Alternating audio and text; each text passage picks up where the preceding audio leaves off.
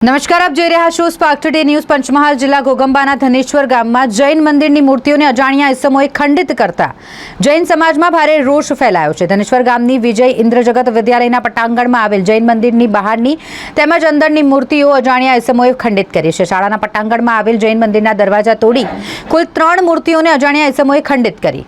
સમગ્ર મામલે જૈન મંદિરના પૂજારી દ્વારા રાજગઢ પોલીસ મથકમાં અજાણ્યા ઇસમો વિરુદ્ધ પોલીસ ફરિયાદ નોંધાઈ હતી। પોલીસે ગણતરીના જ કલાકોમાં મૂર્તિ ખંડિત કરનાર 3 આરોપીઓની ધરપકડ કરી। સમગ્ર મામલે પંચમહાલ જિલ્લા પોલીસ વડા હિમાંશુ સોલંકીએ પ્રેસ કોન્ફરન્સ યોજી વિસ્તૃત માહિતી આપી હતી। ગઈ તારીખ 11/3/25 ના રોજ પંચમહાલ જિલ્લાના રાજગઢ પોલીસ સ્ટેશનના ધનેશ્વર ગામ ખાતે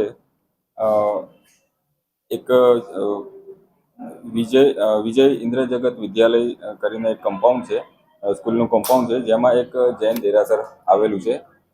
તેમાં અજાણ્યા ઈસમોએ એક ગૌતમ સ્વામી ભગવાનની મૂર્તિ, વલ્લભસુરી મહારાજની મૂર્તિ તથા મુખ્ય મંદિરમાં મહાવીર સ્વામીની એક મૂર્તિ ને નુકસાન પહોંચાડેલું છે તે પ્રકારની ફરિયાદ મળેલી હતી। આ અનુસંધાને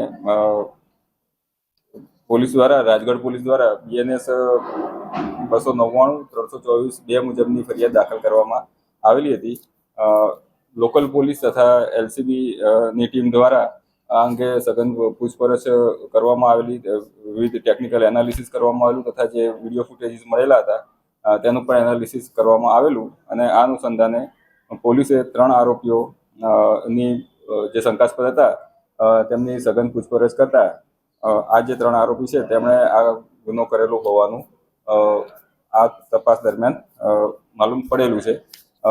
આ જે બનાવ છે તેમાં જે આરોપીઓ છે તેમના નામ નિલેશ શૈલેષભાઈ પરમાર, હાર્દિકભાઈ રાજેશભાઈ પરમાર તથા દેવરાજભાઈ રોહિતભાઈ પરમાર, તમામ રહે ધનેશ્વર, તાલુકો ઘોગંબા, જિલ્લો પંચમહાલના આરોપીઓ આ ગુનામાં પોલીસ દ્વારા અટક કરવામાં આવેલા છે।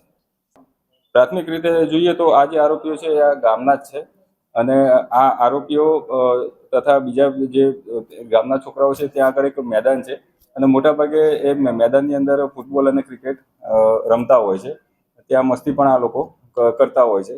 આ દિવસે પણ આ જે 3 આરોપી છે ત્યાં આગળ મેદાનમાં હતા અગાઉ પણ, અને જે ક્રિકેટ રમતા હોય, ફૂટબોલ રમતા હોય છે, ત્યારબાદ એ મંદિરમાં લોકો બેસતા પણ, છોકરાઓ બેસતા પણ હોય છે। એટલે આ જે છોકરાઓ છે એમણે મસ્તીમાં આ બનાવ કરેલો હોય એવું હાલની તપાસમાં જણાય છે, પણ આગળની તપાસ હાલ ચાલુ છે। મૂર્તિઓ ખંડિત ત્યાં આજુબાજુમાં જે પથ્થરો પડ્યા હતા એ પથ્થરોનો ઉપયોગ કરીને ખંડિત કરેલું હોવાનું હાલ તપાસ દરમિયાન જણાઈ રહ્યું છે।